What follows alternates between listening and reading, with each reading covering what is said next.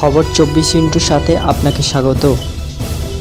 নতুন নতুন খবর জানার জন্য আমাদের চ্যানেলে চোখ রাখুন। গত বুধবার দক্ষিণ চব্বিশ পরগনার বাঁকড়াহাট বড় কাছারি মন্দিরে পুজো দিতে এসেছিলেন ডায়মন্ড হারবার লোকসভা কেন্দ্রের তৃণমূল কংগ্রেসের প্রার্থী অভিষেক বন্দ্যোপাধ্যায়। ঠিক সেদিনই ছিল রামনবমীর অনুষ্ঠানও, তাই টানটান উত্তেজনা ছিল ভক্তবৃন্দদের মধ্যেও। কিন্তু সেদিনই গভীর রাতে বড় কাছারির মন্দির প্রাঙ্গণে ঘটে যায় একটি ভয়াবহ দুর্ঘটনা। কোনো কারণে মন্দির লাগোয়া দোকানে আগুন লেগে প্রায় 80টিরও বেশি দোকান পুড়ে ছাই হয়ে যায়। তারপর থেকে নানান হেভিওয়েট প্রার্থী সহ মন্ত্রী আমলারাও এসেছিলেন সেই ভস্মীভূত হয়ে যাওয়া দোকান পরিদর্শন করতে, পাশাপাশি তার সাথে ঝুড়ি ভর্তি প্রতিশ্রুতিও দিয়েছেন। কিন্তু আজ ভাঙড় বিধানসভা কেন্দ্রের বিধায়ক নওশাদ সিদ্দিকী ঘটনাস্থল পরিদর্শনে এলে তাকে ঘিরে বিক্ষোভ দেখান স্থানীয় ব্যবসায়ীরা। তিনি তাদেরকে প্রতিশ্রুতি দিয়েছেন যদি নির্বাচন কমিশনের আদেশ দেন তাহলে তিনি সেই ক্ষতিগ্রস্ত ব্যবসায়ীদের পাশে দাঁড়াবেন। দোকানপাটি প্রায় 70 থেকে 80টা দোকান ক্ষতিগ্রস্ত হয়েছে। দোকানের মালপত্র ম্যাক্সিমাম টোটালি শেষ হয়ে গেছে। তার মধ্যে থেকেও আমার দোকানদার কয়েকজন ভাই এই পুজোর যেগুলো যে আনুষঙ্গিক জিনিসগুলো হয় সেগুলো যারা বিক্রি করেন, কেউ ফুল বিক্রি করেন, সেগুলোকে খুঁজে বার করার চেষ্টা করছে, কিন্তু সেটা তো আর সমাধান নয়।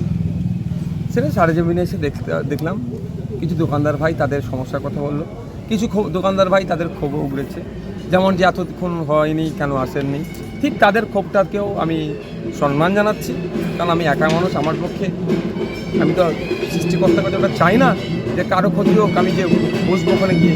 সবসময় চাই সৃষ্টিকর্তা কারণ চাই সবসময় সবাই শান্তিতে থাকুক, পরিবারজনকে নিয়ে ভালো থাকুক।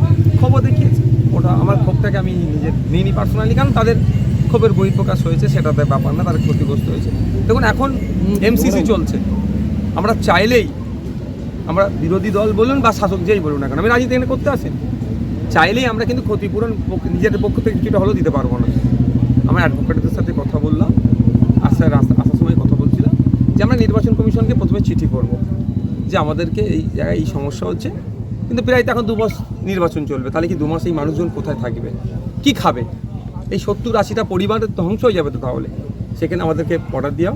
আর একটা আমরা আমাদের রাজ্য সরকার, আমাদের সরকারকে আমরা বলবো যে যাতে করে তারা নির্বাচন কমিশনের কাছে অর্ডার বার করে প্রাকৃতিক দুর্যোগের ফলে বা এই ধরনের কোনো ঘটনা ঘটেছে, এই 70-75টা পরিবার বা দোকানদার যারা আছেন তাদের ইনস্ট্যান্ট রিলিফের জন্য কেউ যেন অর্ডার বার করে আমার দোকানদার ভাইদের পাশে এসে সরকার যেমন দাঁড়ায়।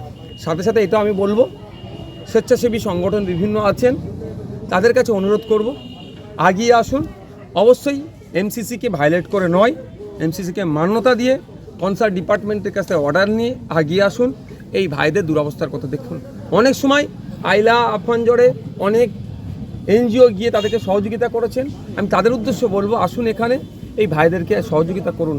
ভয়ঙ্কর অবস্থা এখানে, অবস্থা মিনস এই দোকানদার ভাইদের আমি দেখেছি একজনের দোকানে 2,40,000 টাকার কাপ এইগুলো সব ছিল, সেই ভাইয়ের দোকান থেকে একটাও ভালো কাপ পাওয়া যাবে না।